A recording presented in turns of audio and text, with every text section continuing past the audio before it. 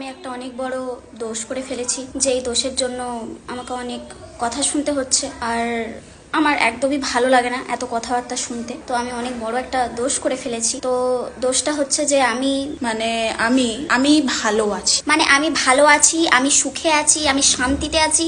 এটা আমার অনেক বড় একটা দোষ, আমার অনেক বড় একটা অপরাধ। আমি যে ঘুরছি ফিরছি, নিজের মতো থাকছি, আমার বরের সাথে কোনো ঝামেলা ঝঞ্ঝাট নেই, আমার শ্বশুর শাশুড়ির সাথে কোনো ক্যাচলান্তি নেই, যেখানে ইচ্ছা যখন খুশি চলে যাচ্ছি। আমার বর আমাকে ভালো রাখছে, খাওয়াচ্ছে দাওয়াচ্ছে, গিফট দিচ্ছে, ঠিক আছে। লোকে সেটা ভালো লাগছে না। এটা আমার অনেক বড় দোষ, একটা অপরাধ হয়ে গেছে। আমার সবচেয়ে বড় অপরাধ হয়ে গেছে যে আমি একটা সুন্দর ভালো ওয়েল সেটেল ছেলেকে ধরে পটি পাটিয়ে বিয়ে করে দিয়েছি। এটাতেও আমার অনেক বড় দোষ, একটা অপরাধ হয়ে গেছে। এটাই যখন আমার একটা খারাপ সময় যাচ্ছিল, ঠিক আছে, তখন সবাই আমাকে বলছিল হ্যাঁ এরকম হয়, তুই চিন্তা করিস না, এই সময়টা পেরিয়ে যাবে, একদম ভাবিস না।